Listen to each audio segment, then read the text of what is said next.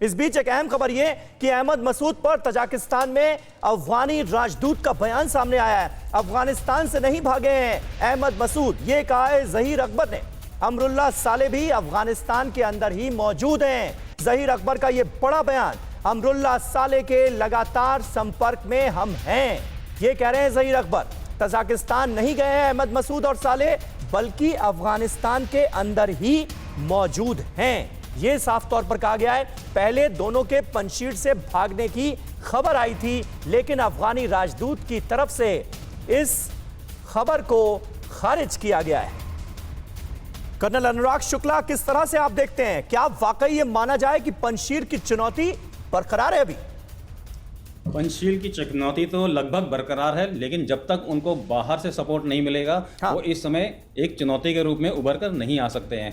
सबसे बड़ी जो ताकत तालिबान को मिली है वो अमेरिकन हथियार से मिली है, और अमेरिकन हथियार तालिबान के पहुंचने के बाद ना उनका संगठन काफ़ी शक्तिशाली हो गया है, बट पूरी विश्व शांति के लिए खतरा पैदा हो गया है। तालिबान का एजेंडा बिल्कुल पाकिस्तान से मिलता है, और उसका एजेंडा बड़ा क्लियर है कि अभी जैसे उन्होंने स्टेटमेंट दिया कि हम कश्मीर में उन सब लोगों आतंकवादियों के साथ हैं, तो इस तरह से उन्होंने अपना रुख जाहिर कर दिया है कि हमारा एजेंडा बिल्कुल क्लियर है, हम दूसरे देशों में जाएंगे और आतंकवाद फैलाएंगे। और दूसरे देशों सिर्फ भारत तक ही लिमिटेड नहीं है, आने वाले समय में विश्व के किसी भी देश पे ये लोग अटैक कर सकते हैं। इनकी ताकत बढ़ गई है और इनके पास वो सारे विश्व के सबसे बेस्ट हथियार जो अमेरिका छोड़ गया है वो उनको मिल गए हैं। जी बिल्कुल। प्रसून शर्मा जी, क्या लगता है आपको, चीन के रुख में कोई बदलाव सामने आएगा क्या? क्योंकि आज की तारीख में पाकिस्तान और अब अफगानिस्तान में तालिबान के साथ जिस तरह चट्टान की तरह खड़ा हुआ चीन नजर आ रहा है, उसके बाद जो बाइडेन का 7 महीने के बाद उन्हें फोन करना,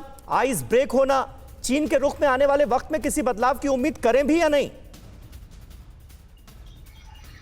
जी, चीन का रुख पब्लिक स्टैंडिंग में चाहे चेंज ना हो, पर ग्राउंड पे वो डायनामिक रहेगा, क्योंकि चीन भी ये जानता है और कि ये जो टेररिज्म की आग है ये इनके कंट्री में भी एंटर कर सकती है। और चीन का अभी जो विश्वसनीय या इन्फ्लुएंशियल पार्टनर रशिया है वो भुगत-भोगी है चेचन्या का, और रशिया के प्रेसिडेंट ने ब्रिक्स में बहुत ही क्लियर तरीके से बोल दिया है कि ये जो अफगानिस्तान में हो रहा है वो ठीक नहीं है और ये टेररिज्म को बढ़ावा देगा। तो ये चीन देर सवेर एक प्लेटफॉर्म या टेबल पे आएगा जिसमें रशिया, चीन, इंडिया और ईरान में भी बैठ के इस रीजनल स्टेबिलिटी के लिए इनको साथ में मिलके काम करना पड़ेगा।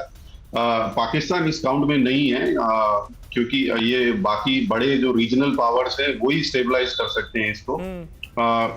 मे बी इससे रिलेटेड जो यूएस से जो बातचीत उनकी चल रही है वो मेरे ख्याल से कुछ ज्यादा बदलाव लाने वाली नहीं है। इवन यूएस गवर्नमेंट ज्यादा प्रेशर में है इंटरनल स्टेक होल्डर्स के जो अफगानिस्तान में हो रहा है, और उससे भारत को एक अपर हैंड मिलता है। यूएस जाने से पहले भारतीय प्रधानमंत्री एससीओ की एक मीटिंग को भी अटेंड करेंगे। भारत ने जो ब्रिक्स में एजेंडा दिया है उसमें क्लियरली मेंशन किया है इंक्लूसिव इंट्रा अफगान डायलॉग। तो ये एजेंडा सेटिंग इंटरनेशनल और मल्टीलैटरल फोरम में भारत का एजेंडा सेटिंग इन्फ्लुएंस होने लग गया है, और एससीओ में भी जिसमें टेररिज्म और साइबर सिक्योरिटी ये सारी बातें मल्होत्रा साहब, क्या मतलब चीन अपनी विस्तारवादी नीतियों को बढ़ाने के लिए इस तरह से आमादा नजर आ रहा है कि अब दहशतगर्दों से भी कोई गुरेज नहीं, ये दरअसल पॉलिसी का हिस्सा बनता हुआ नजर आ रहा है क्या चीन की? अब सीधे तौर देखिए समीप, चीन पूरी दुनिया की एक ऐसी कंट्री है जो ना तो लोकतंत्र में विश्वास रखता है, ना ही इंटरनेशनल ऑर्डर में विश्वास रखता है, ना जितनी भी हमारे इंटरनेशनल वैल्यूज हैं, तो किसी भी चीज पे उसको उससे कोई फर्क नहीं पड़ता। अब आप देख लीजिए वुहान वायरस को लेके देख लीजिए, पूरी दुनिया ने कोशिश कर ली, क्या वो कोऑपरेट कर रहा है? नहीं कर रहा है। उससे पहले जो साउथ चाइना सी में एक इंटरनेशनल आर्बिट्रेरी कोर्ट ने एक फैसला दिया फिलीपींस के साथ उसके डिस्प्यूट को, उसको ऑब्जर्व नहीं कर रहा है। तो मुझे नहीं लगता कि चाइना के एटीट्यूड में कोई भी फर्क आएगा। चाइना ने एक अपॉर्चुनिटी देखी है। ठीक है, बिल्कुल बिल्कुल। अच्छा साहब बने रहे आप हमारे साथ।